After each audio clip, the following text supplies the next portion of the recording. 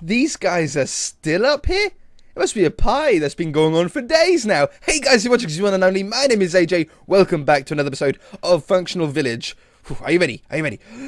We've done the blacksmith, we've done enchanting room, we've done brewing room, we've modified the farms, we've done storage room, we've done the toggleable nether portal in the church, we've done a wolf kennel. Now, we're going to be doing, I don't know, a villager kennel? Villager storage? I think villagers are great. Villagers are one of my favourite parts. Oh, don't push him off. Ooh, they're bullying him, look. Villagers are one of my favourite parts of a village. Of Minecraft, really. You know, you can do trades with them. They make funny noises. They add a little bit of life to the game. However, any of you guys that have ever been in a village or used a villager village as a base in Minecraft will know that because you're here so often at your base, you get a lot of zombies and zombie hordes coming, and if you don't lock them in the buildings or lock them away, they just all end up dying at some point. You can do your best and you can sort of keep the zombies away for a little while, but at night time you could quite easily be in this house doing your stuff with the wolves, and somewhere over that side of the village a zombie breaks down the door and converts the villager into a zombie villager, and either you have to then change him back or you just forget and he dies and or wanders off somewhere. It's very awkward, basically. So what we're going to be doing today is we're going to be, I don't know, caging them in a way, the best villagers. Obviously, different villages have different names: farmer, cartographer, leatherworker, and some of them are more useful than others. You know, things like librarians can be very useful, and stuff, and what are they called? Clerics can be very useful, and then some farmers can be better than others. He had so many trades off the bat. Why did you have so many trades off the bat? I don't know. But yeah, some might be like 21 for an emerald, and this guy might be 19 for an emerald. So obviously this guy, on that trade at least, would be better. So you're going to pick and choose your best ones and then leave the other ones free. We're going to move them into one of these T-shaped houses. I've only got 2 left, I think, so we've changed that one. So one of these T-shaped houses we're going to move into. And I'm going to be doing this brick style, this brick and polished granite style, keeping the oak roof, because I think that goes actually quite well with the brick. So it should be pretty self-explanatory on what to do with this building. We don't have any foundation, as you can see at the bottom. We'll start off with the windows because that's sort of easy to follow. Stairs. I can't remember what the interior is exactly like, so I don't know which windows I need to remove. But we're going to put the stairs above and below each window to begin with. Apart from that top one will probably just be removed anyway. This one, oh yeah, I forgot about that on these. Weather clear, go away, no one likes you. And I think this window would look better if it was jeweled as well, like this. All of the windows in this building are jeweled, so why not that one? Okay, and those stairs don't need to be at the top because we have to put stairs along here. The stairs, or the roof on these buildings, on these T-shaped ones, just aren't right. There's so much wrong with them. Slab, not only are they missing blocks, they've also got the wrong blocks in here. These should be stairs. The reason why they're not stairs by default, I can only assume, is because of the generation, how the villagers spawn. If they put corner stairs in, maybe it sort of messes up a bunch of stuff inside the game or something like that. But yeah, I'm no expert, so I don't really know. But they don't come with the stairs in those spots. They come with full blocks. So I'm going to change those up to stairs. Stick these in to go upside down. Same around this side. Put these ones up here. We've done this multiple times on this series. We do it every single episode, in fact. So I'm going quicker and quicker at it because I'm pretty sure that most of you should be able to follow along now with it. It's not super difficult. That one's already done on the end. Just need these upside down ones.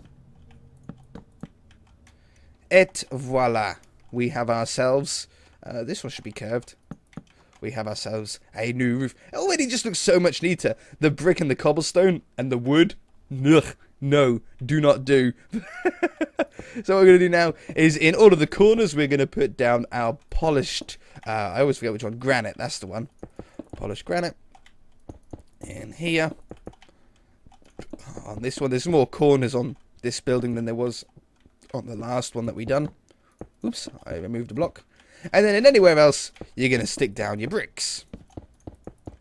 And I tell you what, it's one of the only ways that bricks look good, is in this sort of formation, in this sort of size building at least.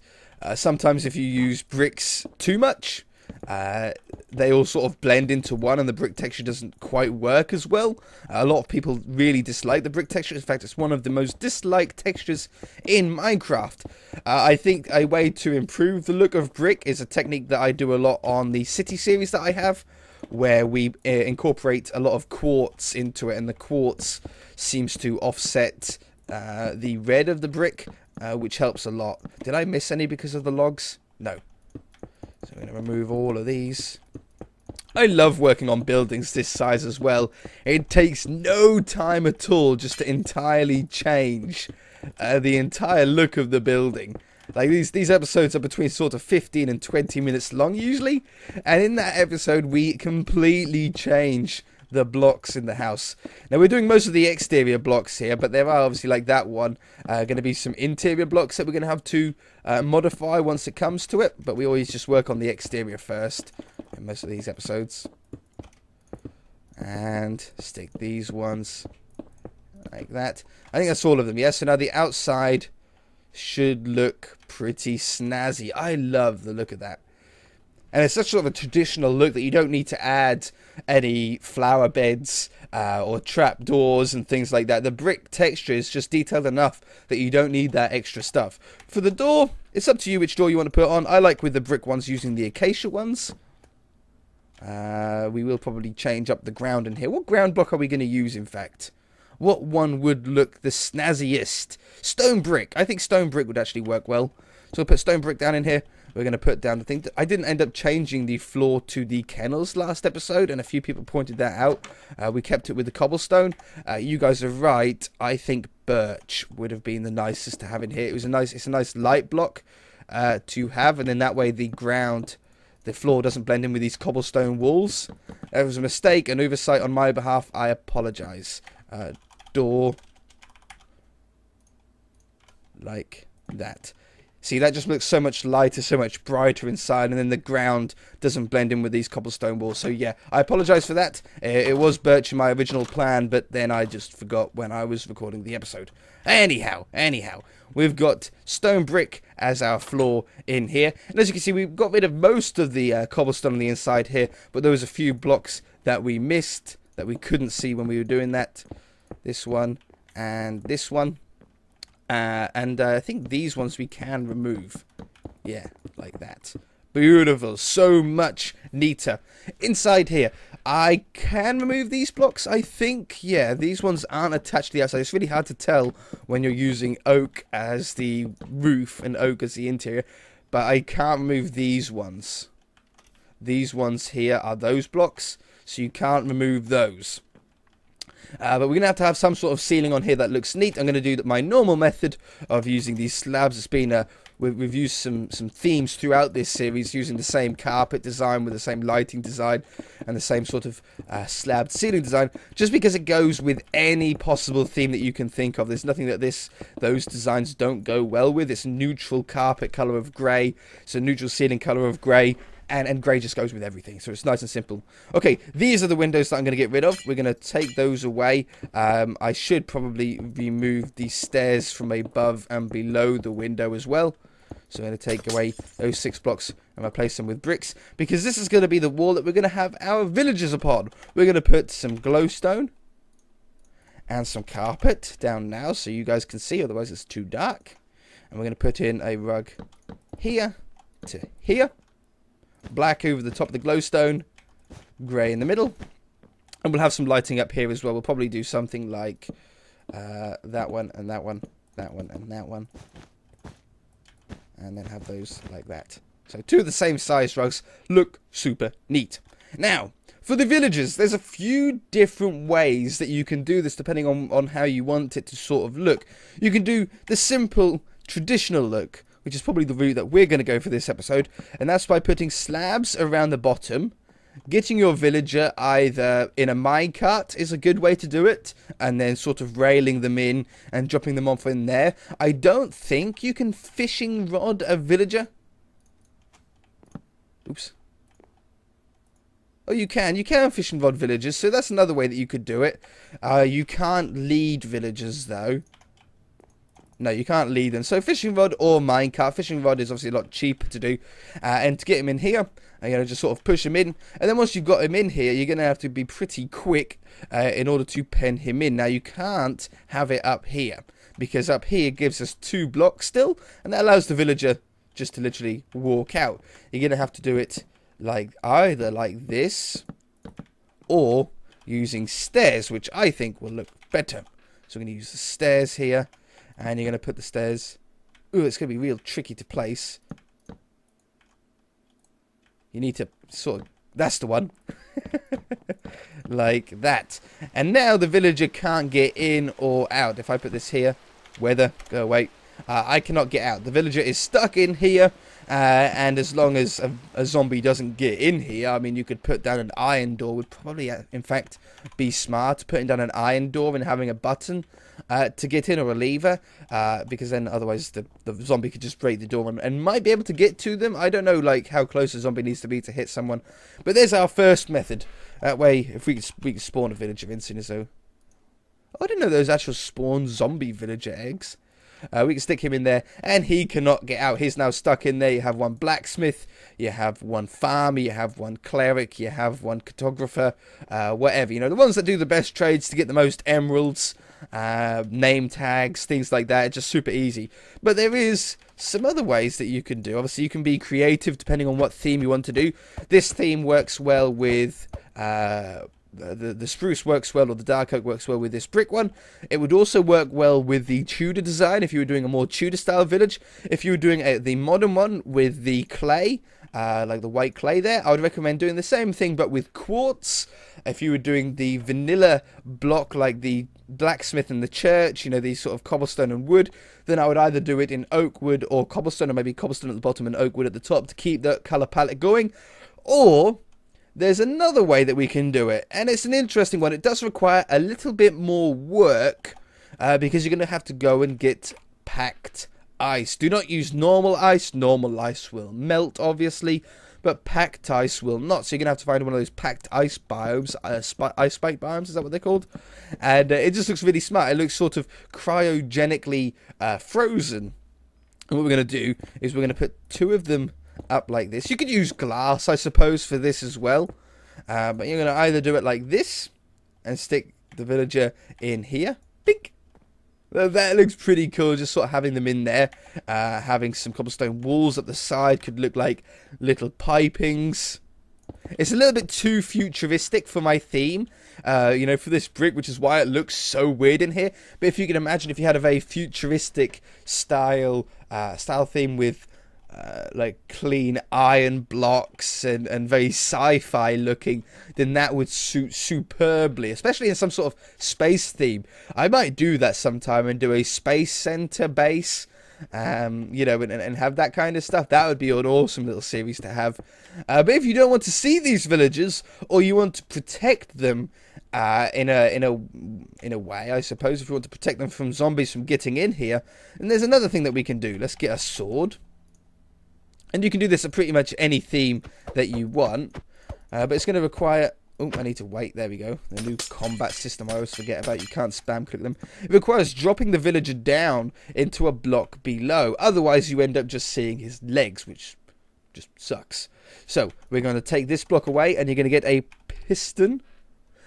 Sticky piston would be better, because a sticky piston will allow you to use any block that you like.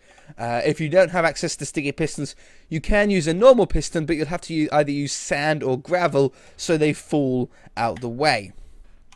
We're going to use... I'm not going to use packed ice. I'm going to go back to the spruce or dark oak. Look, I'm going to go with spruce. We haven't seen it in spruce yet. We've seen it in dark oak. So I'm going to get those and those. And you can put a full block right here, or a stair, I suppose, could work. Your village is going to go in here. So this is actually going to cover up its face when it goes in here. We're going to put a couple of blocks here, and we're going to put a couple of blocks here, And here, that's going to keep his head, keep him from jumping out. I'm going to put a stair here so when that folds up, it looks nice and neat. And you can put those like this. Your villager goes in there. He can't get out like this. You can see his face. You can access his... Oops, I'm putting more villagers in. I'm sorry. I made baby ones. They can get out. Get out. Get out. Get out. Get out.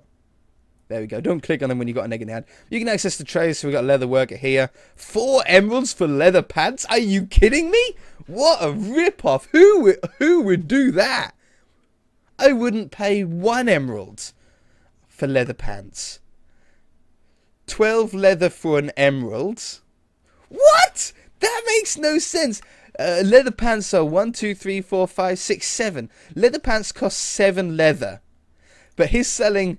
Oh, if you give him 12 leather, he'll give you an emerald. But if you give him 4 emeralds, he'll basically give you 7 leather. These trades, man. These trades. Alright, and then to get the piston up, we're going to have to just modify this a little bit. I shall move this over to here and here. Take that one away, put that one in there, put those in here like that. Put that one back, go down one, put a piece of redstone. Can't get much simpler than that for redstone, can you? Put a piece of redstone like this, block on top, and then a lever. If you guys can't follow that for some redstone, then I don't know what. Yeah, we can now flick that lever, and it then hides him up nicely. He might spawn... There might be zombies being able to be spawned in there. So, in fact, I forgot about that. It might be worthwhile grabbing yourself glowstone and putting that in the bottom. I would recommend that. What have you got? Are you better? 36 zombie flesh for an emerald. That's okay, but I think you can get better. I think you can get 32 or maybe 28. 8 gold for an emerald. That's not terrible either. You might even be able to get lower than that. Well, that might be the lowest one. But yeah, you can then open up and close him. Stop zombies from getting anywhere near him. We can even have that all the way up to the ceiling. Get a sign on here. And we can say, what is it? He's called Cleric, isn't he? Yeah, Cleric. Cleric. I like signs. Signs are super easy to be able to tell what goes where and stuff. So we can have another one down in here. Redstone. Boop. Stair. Can I get everything on my hotbar nice and easily? That one. That one. Make sure he can't get out. And put down the glowstone, which I can't get again. And then another village can go in there. We'll have that one. And that one. Villager. And another one could go in here. You guys get the gist. Let me do that. I'll be back. Alright, so we can fit 4 in perfectly along this wall, and if you wanted more, you could just do the same thing in another house, and if you don't have another one, you could just build another one. You know the shape, you know the size, you already got one. And yes, we've got Cleric in here, nice and safely. We've got Farmer in here, nice and safely. We've got Librarian in there, nice and safely, and we've got a Nitwit in here. If you guys don't know what a Nitwit is, he has no trades. You can't click on him. He doesn't do anything. I think his audio is a little bit higher pitch as well. I might be wrong with that, but he's really skitty. He like runs super fast. He runs everywhere really quickly. He's like a nutter, the village idiot, if you like. But yeah, he has no trades. But I thought I spawned him through an egg, and I thought, we'll leave him there. He's not doing any harm, but he doesn't do anything. You wouldn't want to keep him in there. Alright, I also moved the rug over by 1 so we can fit these levers in here. But what else are you going to need to have in this house? Well, you're definitely going to need some chests. You're going to have these chests set up right along this wall, so it's nice and simple. And then that should be more than enough, but you're going to want to have things like paper, zombie flesh, or flesh, zombie flesh, gold. Go away, rain. What else are in trades? Gold. I can't do any more than that on him. Wheat. Yeah, wheat's a good one. Definitely. You might store your emeralds here as well, because that would be a smart thing to do. What else do you have? Potatoes and carrots. Well, that's super easy. Carrot. He's not a bad little guy, I don't think. Potatoes. Paper. Books. Books you store in that other place, so you don't need to worry about that. And then you obviously don't have a trade. So yeah, I would have things like paper. Oops. Oh yeah. I don't like it like that. I like it like. Oh, that works. No. Like that. That's how I like to set them up. That one, and that one. And you like dual layer them if you were rich enough to have more than that. We'll have the food ones in here. And then you're so rich after all those that you'd have your emeralds in there. It's a nice simple way, nice and easy to get to all the stuff. You'll be able to label them or item frame them to set them up right, so you know what ones are in what.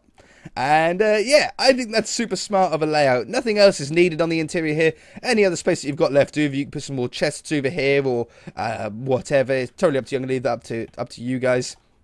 But yeah, I think the only recommended change that I would do if you weren't doing this interior protected style would be to put an iron door on here, so then the villagers, the zombies, sorry, could not get in no matter what. If you're doing this protected style, then you don't technically even need a door. You could just take the door away because they can't get to them. If you guys enjoyed it, hit that like button. If you haven't already, then feel free to subscribe. We shall see you in the next episode.